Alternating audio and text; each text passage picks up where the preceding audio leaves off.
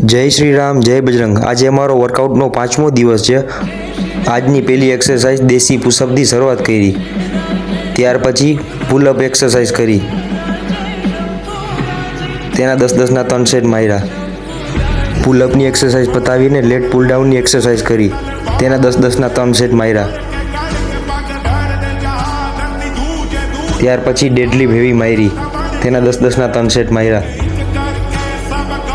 ડેડલિફ્ટની exercise પતાવીને પછી bicep curl માર્યા, તેના 10-12ના 3 સેટ માર્યા।